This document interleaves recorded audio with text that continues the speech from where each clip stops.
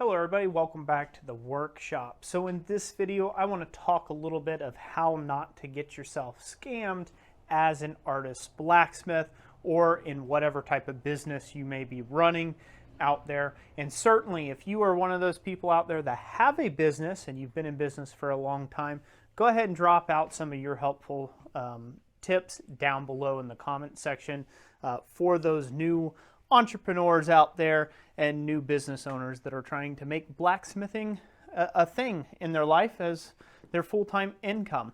So hopefully these tips, you'll find them pretty handy. So the very first tip that I would like to take and give you as one blacksmith, professional blacksmith, to a potential other is that you need to get your payment up front if you can. And the reason for this being, I know when you first get started, you feel like to yourself, you're like, man, I really hate having to ask for money. And you feel like you're shilling or you're selling out. You're not. You are offering goods and services for another individual that doesn't know how to do those goods or services themselves or don't want to do those goods or services themselves. So they are paying you for your assets, right? The skills and the things that you bring to the table. So you have to move past that of not wanting to charge for your work and things like that. And that requires you asking for payment up front. Now, how do you go about doing this? If it's a large amount of money, like anything else, they don't know you from Adam. I'm assuming your customer probably doesn't know you from Adam. And so it's just as much risk on their part to give you a large sum of money all up front with just your word saying that you'll end up getting the work done. So this is a mutual trust sort of thing. And so it's really important that you work this out with your client up front. Because if they're real sketchy about giving you any sort of money of any kind, they're probably not going to give you money after the job's done. So get your payment up front. If it's a large amount of money, you can do like a half, say half down, half on completion. And if it's a very, very large amount, and I'm talking $10,000+ amount job, then you can start working down into the percentages. But anything that's $10,000 and under, you request half up front and the rest on completion of that actual project. Now when it's down to like real small dollar amounts, and I'm talking in that $50 to say up to $500 range, up to about $1,000 range, you just need to get all of the money up front for that. Because if you don't, a lot of times buyer remorse, slips in there. Life happens by the time you're done finishing the job, right? You got the job finally finished. You're like, okay, I'm ready for my payment now. And then they say, oh, you know what? Some things came up. The tire, I had a flat tire. Whatever, engine blew, wife left me, dog died. You'll get 1.5 million stories there, and you're the one left holding the candle or the short end of the stick, if you will. So you definitely don't want to do that to yourself. So it's very important that you get that money up front. So that's one big tip there for you. And there's a lot others. Another way of not getting scammed as a first-time business owner trying to do blacksmithing as a living is be choosy of the jobs you take on. What I mean by that is do not take on jobs that there is a high risk to reward benefit ratio. And I'll try to clarify that even better. So you'll get somebody who they want everything and its brother. So they'll want it the most elaborate, and they'll give you designs, and they'll want scrolls, and they'll want all this stuff, and then they'll look to try to get a deal out of you, or try to put you under a tight timeline to get that done. Otherwise, they're not happy. That is like a subtle passive-aggressive scam that happens all the time out there. It really does. Someone says, hey, I want a railing made. And you say, okay, well, it's just a simple grab rail. Okay, you quote them a price for it, and then they come in and they say, well, you know what, actually, what I really want, I saw this really artistic thing done. And and they'll try to hold you to your timeline that you originally told them. And they'll say, oh, well, I really want that, I want one with 500 scrolls in it and this and that and wizard faces and blah, blah, blah. Just add whatever you want in this scenario. And then, again, they'll still expect to have it done in that 3 weeks that you told them or whatever.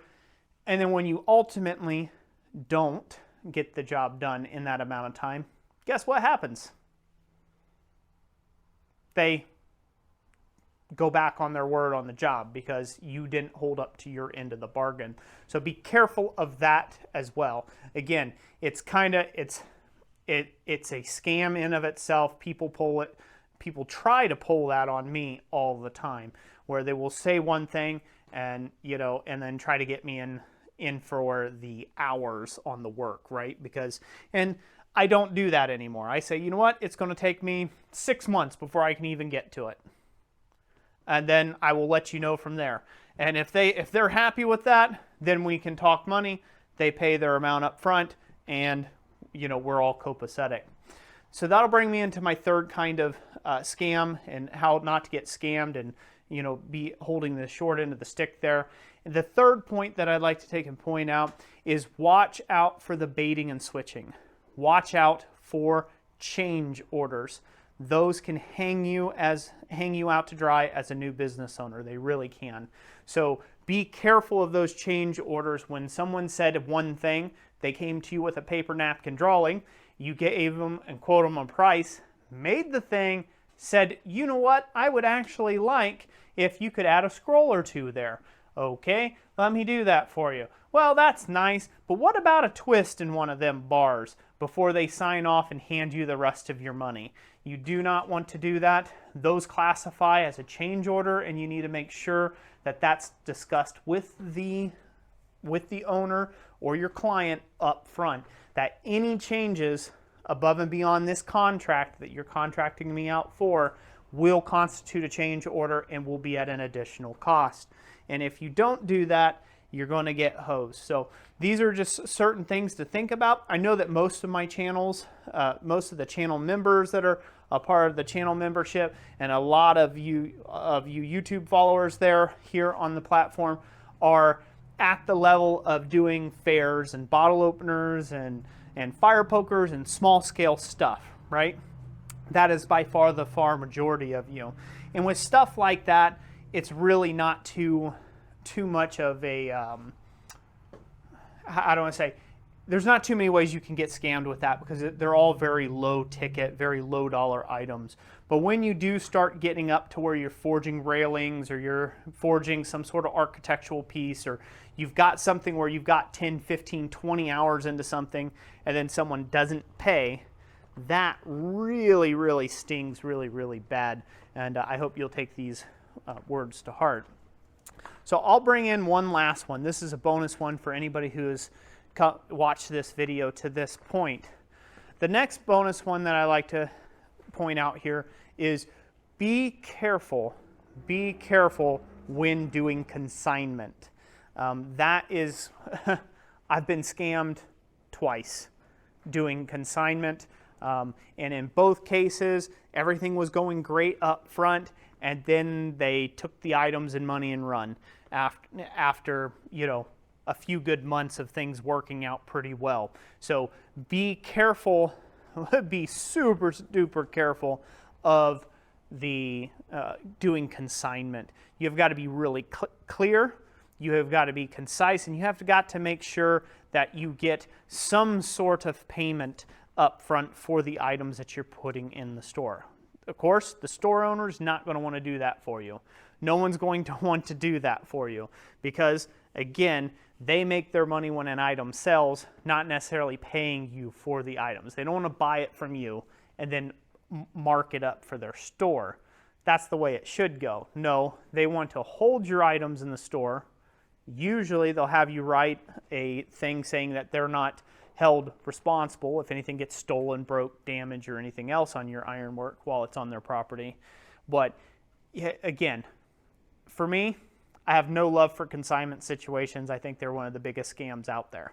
That's just to be 110% honest, and it's for that reason is, you know, they don't leave the artist with a whole lot of money, and they take a fairly high cut when everything's said and done, if they do actually ever sell any of your items. So beware of the consignment game. It looks tasty up front, and it looks like, oh man, I could make so much money, and I could give them 100 items. They're like, yeah, sure, make me 100 of them roasting forks. They don't have any time, material, or effort into it. They're just going to show up a display, and if, you know, 50 of them walk off the shelf, they're going to say, hey, sorry, I don't know what happened there.